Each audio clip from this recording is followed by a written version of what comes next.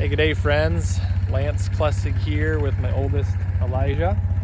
And wanted to take a second, so we just rolled out some polywire, but wanted to take a second and look at, I guess, some of the regrowth that is happened after we've grazed this. This would be the first, second, third. So this would be the fourth time we're coming back to this field here. So I guess real practically speaking, this was a warm season mix, cocktail mix, but we also put some cool seasons underneath. So we have annual ryegrass, some nice red clover in here. Eli, you want to show the, Eli went and picked a radish that he found. So not a lot of radishes, but again, you know, we did see a small amount there. I guess one thing to note here, let's see, you know, there's probably what, 8 inches that was actually in the ground. So yeah, so and then hairy vetch. So we've got some hairy vetch here. Let's see, the this was seeded last year about this time, first part of November. Cereal rye, pretty heavy, and hairy vetch with it, and actually some camelina. We did a video on that, which I can put that in the comments, or in the description, I should say. And so again, that's what we started with. Then we grazed it early in the spring, and then we grazed it again, and then we planted this mixture. So, and Eli, you had we had found some nice cereal, some yeah, here it is, some hairy vetch that has gone to seed, still blossoming. And so yeah, that's kind of a recap. And so I would guess what I would say is that, you know, here we've been able to graze across this once, twice. Yeah, so this is the fourth time. And so, you know, the sorghum Sudan here and whatnot, and the millets, they are, they're suckering, you know, after they got grazed. Try not to graze them too hard so that they would come back. And so this plant is awesome. When you graze something like this, the compound sugars, acids that the roots exudate, it's just tremendous as we try to cycle and feed our soil biology. So a really nice way of priming our soil, a biologic primer, I guess you would say. So again, we got a little rain last night. Finally, it's been a super dry fall, and I think we would have actually got more growth off of our ryegrass and our clover, but we just can't control the moisture factor. So that's what it looks like. Again, we have a lot of the soil health principles at play. We have diversity, right? We had rye and hairy vetch cool season last year. This year we had you know, the warm season grasses in here, some sunflower, some buckwheat. Here's some buckwheat actually right here that's gone to seed. And then we also had the cool seasons underneath that, you know, once we grazed it off, boom, there they are, because we open it up, the canopy, lots of light. So we have diversity. We also have soil armor, right? Here's a nice little guy, red clover that's blossoming.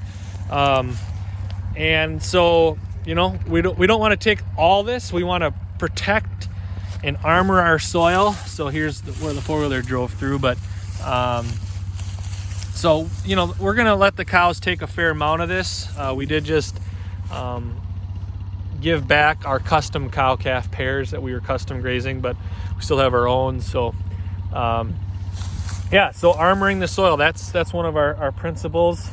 You know, living root, right? This annual ryegrass, I would bet with it being so far along, some of this is going to come back. And obviously the red clover, you know, that's a pretty healthy red clover plant. And so again, all these plants that are now alive going through winter, yeah, they're going to basically go dormant, but that's a live root, right? That's feeding the biology. So, you know, in the deer hunting world, we talk about, I'm looking at the woods over here, deer hunting.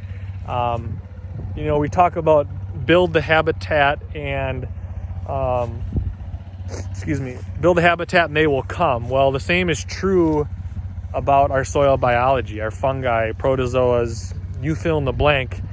But so often we trash their house, right? And so we don't provide them a house and food. Why the heck would they be there? And the truth is that's why they're so absent in so many of our soils. So yeah, so armoring the soil, we got diversity, we are minimizing disturbance, both physically, tillage, but also trying to limit it chemically as well.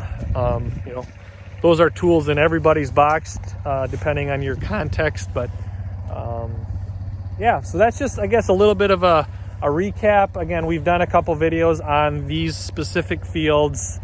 I can put those, like I said, in the description, but yeah, and oh, one other thing I might mention, Elijah, why don't you go grab that reel? We can show people what kind of reel. But one way we're using to fence this temporarily is just these fiberglass rods. They are actually rejects that maybe the coating wasn't perfect or the tips didn't get cut.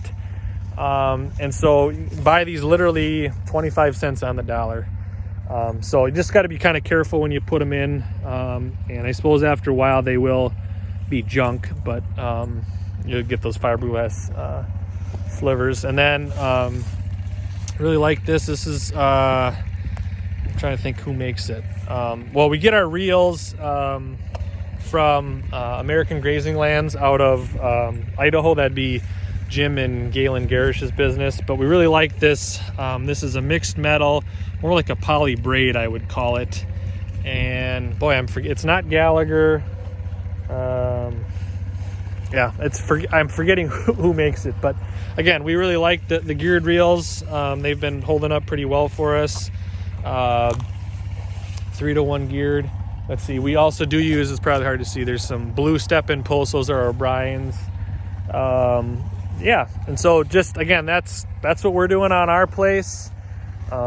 This is a learning experience, right? So we have land rented about halfway up, maybe 2/3 of the way up to the interstate. You can see that semi back there.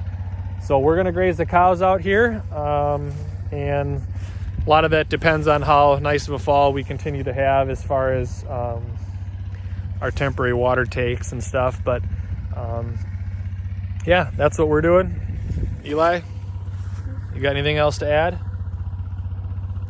He says no. So yeah, well, we're gonna sign off. If you like our videos, give us a thumbs up, and we'll catch you on the next one, friends.